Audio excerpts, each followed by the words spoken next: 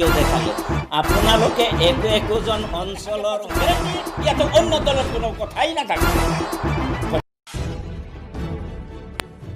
আজি সংবাদমেলৰ জৰিয়তে প্ৰথমে চিনাকিটো দি লৈছোঁ। এখেত আমাৰ ইউচুফ আলী ডাঙৰীয়া, এখেত UPPL central committee vice president. মোৰ বাওঁফালে থকা এখেত মাইনৰিটি চেল ভেৰগাঁও জিলা সমিতিৰ সন্মানীয় সভাপতি শামছুজ্জামান ডাঙৰীয়া। মোৰ লগত সতীৰ্থ এজন আছে। মই নিজে মাইনৰিটি চেলৰ BTCৰ ভাইচ প্ৰেচিডেণ্ট চেণ্ট্ৰেল কমিটি। যিকি নহওক, যোৱা 6/8/2020 তাৰিখে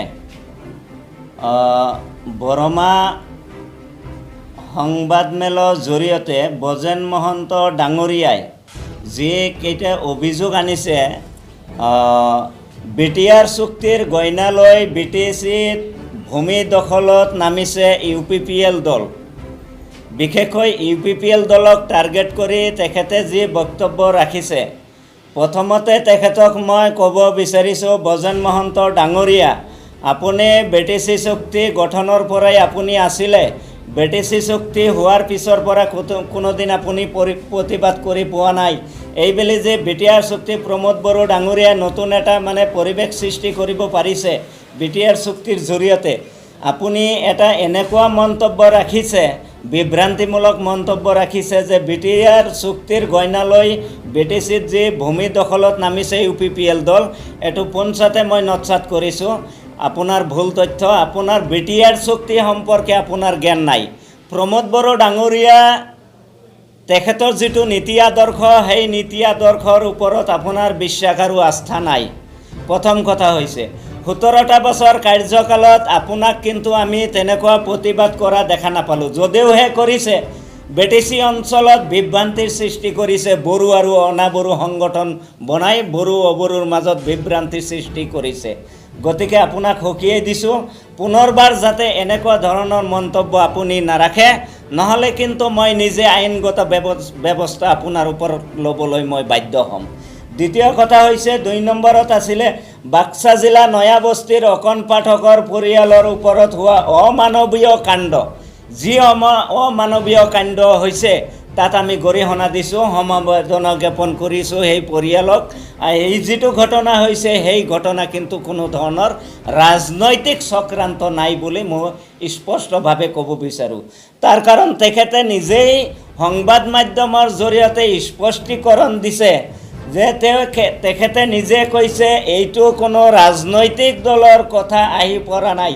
ইয়াত আৰু মই নিজে চাৰ্কুল অফিচত, যিহেতু বহু বছৰ আগৰে পৰা দৰখাস্ত কৰিছিলোঁ, চাৰ্কুল অফিচাৰে কোনো ধৰণৰ ৰিয়েকশ্যন নল'লে, তাৰ ফলত এই যিটো কাণ্ড হ'বলৈ পালে। তো ইয়াত স্পষ্টভাৱে আমি বুজিব পাৰিছোঁ যে ইয়াত কোনো ধৰণৰ ৰাজনৈতিক চক্ৰান্ত নাই। যদিহে চাৰ্কুল অফিচাৰজনে মাটি বাৰী যিটো সমস্যা আছিল, যদি ফিল্ডত গৈ সমাধা কৰিলে হয়, তেতিয়াহ'লে এই কাণ্ড নহ'লে হয়। যি কি নহওক, 3 নম্বৰ BPF দলৰ মাইনৰিটি চেলৰ যি সাধাৰণ সম্পাদক চুলতান আলম ডাঙৰীয়াই প্ৰমোদ বড়ো ডাঙৰীয়াৰ ওপৰত বিতৰ্কমূলক কেইটামান প্ৰশ্ন কৰিছে। সেই প্ৰশ্নৰ মই পোনপটীয়া উত্তৰ দিব বিচাৰিছোঁ। তেখেতে কৈছে প্ৰমোদ বড়ো ডাঙৰীয়াৰ ওপৰত অভিযোগ আনিছে তেওঁ হেনো ক্ষমতালোভী আৰু UPPL দলে হেনো এখনো আসন নাপায়।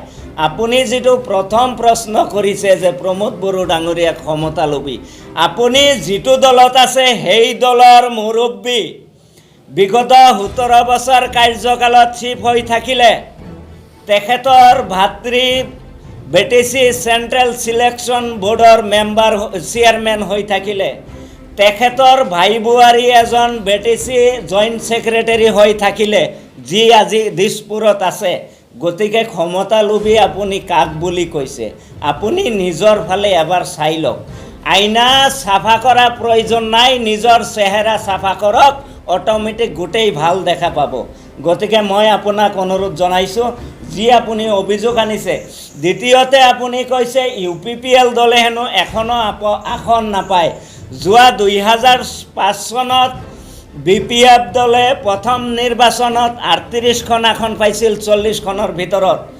2010 চনত আপোনালোকৰ দলে 28খন আসন পালে। 2015 চনৰ নিৰ্বাচনত 18খন আসন পালে, ৰাতিৰ ভিতৰত এজন কিনি ল'লে 19 জন হ'ল, তাৰপিছত দুজনৰ সমৰ্থন মানে অক্সিজেন লৈ আপোনালোকে চৰকাৰ গঠন কৰিলে 2015 চনত। এইবেলি যি BTR চুক্তি হৈছে, BTC অঞ্চলৰ সমজাতি জনগোষ্ঠীয়ে বুজি পাইছে পৰিৱৰ্তনৰ ঢৌ আহিছে। পৰিৱৰ্তনটো আমি সেই কিন্তু নৰেন্দ্ৰ মোদী ডাঙৰীয়াৰ পৰিৱৰ্তন বিচৰা নাই, পৰিৱৰ্তন বিচাৰিছোঁ প্ৰমোদ বড়ো ডাঙৰীয়া, যি উপেন্দ্ৰনাথ ব্ৰহ্ম তেখেতৰ যি নীতি আদৰ্শ লৈ তেখেতে কাম কৰি আছে, সেই পৰিৱৰ্তন আমি বিচাৰিছোঁ। তো দ্বিতীয়তে আপোনাক ক'ব বিচাৰিছোঁ স্পষ্টভাৱে, আজিৰ তাৰিখতো যদি আপুনি ক'ব বিচাৰে BPF দলৰ চৰকাৰ গঠন হ'ব, মই ভাবোঁ BPF দলৰ চৰকাৰ কোকৰাঝাৰত গঠন নহয়, তেজপুৰতহে হ'ব। দ্বিতীয় কথাটো হৈছে, এইবেলি যি BTR চুক্তি হৈছে, যি নিৰ্বাচন আৰম্ভ হ'ব, এই নিৰ্বাচনে ৰাইজে যিটো ভোটদান কৰিব, তাৰ ফলত আপুনি দেখিবলৈ পাব জমদুৱাৰৰ পৰা বাছনৈ চেৰভাংলৈকে যদি ভূমিকম্প হৈ মাটি থান বান হৈ যায়, UPPL একক সংখ্যাগৰিষ্ঠ চৰকাৰ কৰিব, ইয়াত কাৰো সমৰ্থনৰ প্ৰয়োজন নপৰে। মই আপোনাক স্পষ্টভাৱে কৈছোঁ। 4 নম্বৰত আপুনি কৈছে প্ৰমোদ বড়ো ডাঙৰীয়াই হেনো লকডাউনৰ সময়ত ৰেচন বন্ধ কৰিছে, যি দুখীয়া ৰেচন তেখেতে বন্ধ কৰিছে। মই আপোনাক স্পষ্টভাৱে ক'ব বিচাৰিছোঁ, আপুনি দুখীয়া ৰাইজক সহায় কৰিব, প্ৰমোদ বড়ো ডাঙৰীয়া কোন বন্ধ কৰা, এইটো আপুনি কিয় ৰাইজক ভুল ব্যাখ্যা কৰি আছে? যদিহে আপোনাৰ সদিচ্ছা আছে, যোৱা 17টা বছৰ গাদীত আপোনালোকে থাকিলে, food and civil supply minister আপোনালোকৰ থাকিলে, দুখীয়া পৰিয়ালৰ আজিৰ তাৰিখত বাহিৰা অঞ্চলত 5 কেজি চাউল পায় এজনে, আপোনালোকে কিয় লকডাউনৰ সময়ত সেই 4 কেজি চাউল কিয় দিব লগা হ'ল, 5 কেজি কিয় দিব নোৱাৰিলে? আপোনালোকে নাটক কৰি কিয় মানে ৰাইজক ভুল বিভ্ৰান্তি সৃষ্টি কৰিছে?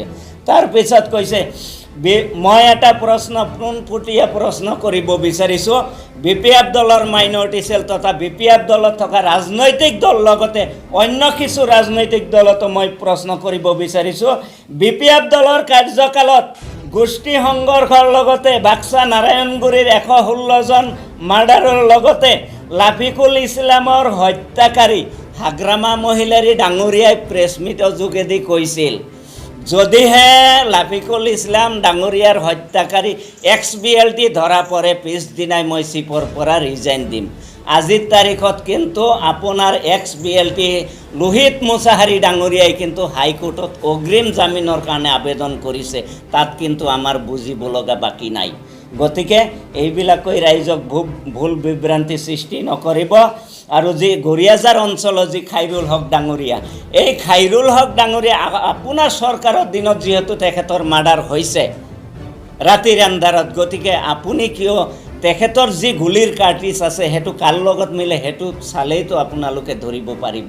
কিয় আজিৰ তাৰিখত খাইৰুল হক ডাঙৰীয়া 6 মাহ উকলি গ'ল, কিয় মানে ন্যায় বিচাৰ নাপালে, কিয় আসামী ধৰা নপৰিলে, কিয় তেখেতৰ পৰিয়ালে সাহায্য নাপালে, কিয় তেখেতৰ শ্ৰাদ্ধৰ নামত আপুনি নিজে গৰিয়াজাৰ অঞ্চলত আহি কৈ গৈছিল 2 লাখ টকা দিম বুলি, কিয় আজিৰ তাৰিখত তেখেতৰ ফেমিলিয়ে নাপালে? যোৱা পৰহিও তেখেতৰ মানে ফেমিলি যি গাৰ্জেন মই সুধিছোঁ, টকাটো আপোনালোকে পালে না নাই বুলি কৈছে। কিয় আপোনালোকে নাটক কৰি আছে? গতিকে মই বিশেষ নকওঁ।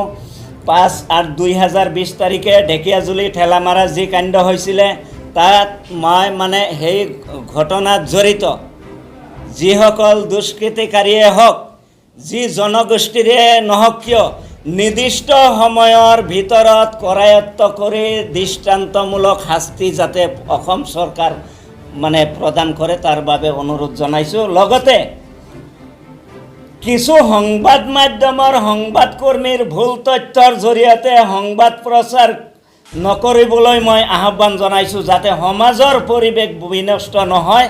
সাংবাদিক বন্ধুসকল হৈছে সমাজৰ স্তম্ভ স্বৰূপ।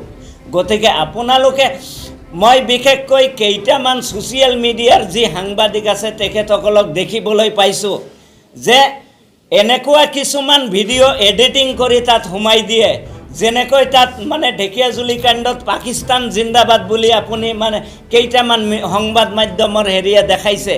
সম্পূৰ্ণ ভুল তথ্য কিয় দেখালে?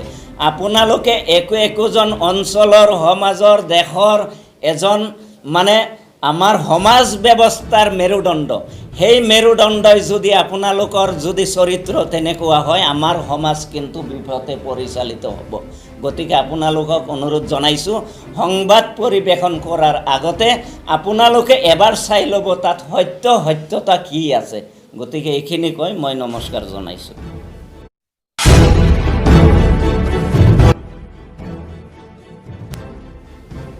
মই প্ৰথমতে আমাৰ মিডিয়া বন্ধুসকললৈ ধন্যবাদ জ্ঞাপন কৰিছোঁ যে দিনটো আমাৰ আজি ভেৰগাঁও জিলা মাইনৰিটি চেলৰ সভাখনত আপোনালোকে ৰৈ আছে, তাৰ কাৰণে আপোনালোকক বহুত বহুত ধন্যবাদ দিছোঁ। তো ক'বলগীয়া মোৰ এইখিনিয়ে যে যোৱা এপ্ৰিল মাহৰ 4 তাৰিখে হ'বলগীয়া নিৰ্বাচন কৰোনা মহামাৰীৰ কাৰণে স্থগিত ৰাখিব লগা হ'ল। সেয়ে মই সকলো দেশবাসীক অনুৰোধ জনাওঁ যে চৰকাৰৰ যিটো গাইডলাইন, সেই গাইডলাইন বা চৰকাৰৰ নিৰ্দেশনা মানি চলিবলৈ মই অনুৰোধ জনাইছোঁ। তাৰপিছত মই ক'ব বিচাৰোঁ যে আজি BTC নিৰ্বাচনৰ কাৰণে 17 বছৰ ৰাজত্ব কৰি থকা BPF দলৰ পালি নেতাসকলে মানে উঠি পৰি লাগিছে যে এনেকৈ লাগিছে যে তেওঁলোকে বহুত ভয় খাইছে যে প্ৰমোদ বড়ো ডাঙৰীয়াৰ নেতৃত্বত যিটো দল গঠন হৈছে UPPL, এই দলটোক তেওঁলোকে অত্যন্ত ভয় খাইছে।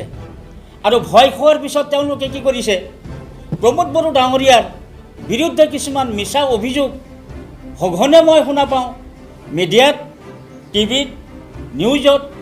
BPF দলৰ মানুহবিলাকে প্ৰমোদ বড়ো ডাঙৰীয়াৰ বিৰুদ্ধে কিছুমান মিছা অভিযোগ কৰাত দেখিবলৈ পোৱা যায়। কিন্তু বৰ দুখৰ বিষয়, তেওঁলোকে প্ৰমোদ বড়ো ডাঙৰীয়াৰ বিৰুদ্ধে নকৈ তেওঁলোকে নিজে যিটো ডেভেলপমেণ্টৰ কাম কৰি গৈছিল, সেই কামৰ খতিয়ানহে ৰাইজৰ মাজত দাঙি ধৰিব লাগিছিল যে আমি 17 বছৰে এইটো কাম কৰিছোঁ, সেইটো কাম কৰিছোঁ, যাৰ কাৰণে ৰাইজে আমাক ভোট নিদিব কিয়। সেইকাৰণে তেওঁলোকৰ দলৰ ওপৰত বিশ্বাস এটা থাকিব লাগিছিল। তেওঁলোকে দুৰ্নীতি কৰাৰ কাৰণে আজি তেওঁলোকৰ সেই ৰাইজৰ ওপৰত আস্থা নোহোৱা হৈ গৈছে। মই প্ৰথম কথা কুৱেশ্যন কৰিব বিচাৰোঁ যে তেওঁলোকক হাগ্ৰামা মহিলাৰীৰ BPF দলে মই এটা কুৱেশ্যন কৰিব বিচাৰোঁ যে অনাবড়ো নামে যিটো দল, এই দলটো কিয় গঠন হ'ল? এই দলটো কোনে গঠন কৰিলে? কিয় হ'ব লগা হ'ল? আজি যদি BPF দল ভালমতে কাম কৰিল হয়, সুচাৰুৰূপে কাম কৰি গ'লে কিন্তু এই অনাবড়ো দলটো আৰু গঠন নহয়, আৰু বড়ো আৰু অনাবড়োৰ মাজত বিভাজন নহয়। ইয়াৰ মূল দায়িত্বকাৰী হৈছে BPF দলৰ নেতাসকলে, যে তেওঁলোকে দুৰ্নীতি কৰাৰ বিনিময় আজি অনাবড়ো দলটো জন্ম পাইছে। মই আৰু এটা কথা সকীয়াই দিব বিচাৰোঁ যে হাগ্ৰামা মহিলাৰী ডাঙৰীয়াৰ দলে বা হাগ্ৰামা মহিলাৰী ডাঙৰীয়াই বাৰম্বাৰ কৈ আছে যে BTR চৰকাৰ যদি UPPLৰ হৈ যায় তেনেহ'লে অনাবড়ো ৰাইজৰ মাটি বাৰীখিনি কাঢ়ি নিয়া হ'ব। এই কথাটো ক'বলৈ তেওঁ অলপ লাজ পাব লাগিছিল, কাৰণ তেওঁ 17 বছৰ ৰাজত্ব কৰাৰ পিছত এই অনাবড়ো মানুহখিনিক কিয় মাটিৰ কামখিনি কৰি দিয়া নাছিল, কিয় মাটিৰ আবণ্টন দিয়া নাছিল?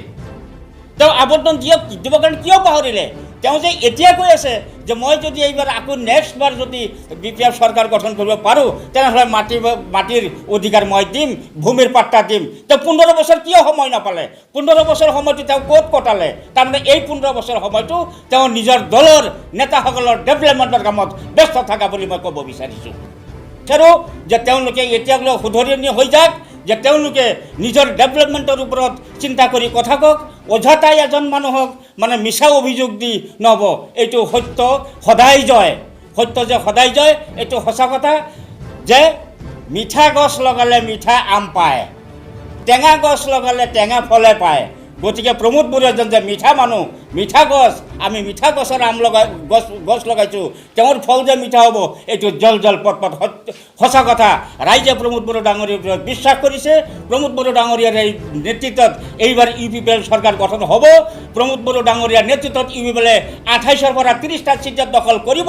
একক সংখ্যাগৰিষ্ঠ UPPL চৰকাৰ কৰিব, এইটো 100% গেৰাণ্টি। ইয়াতে অন্য দলৰ কোনো কথাই নাথাকিব।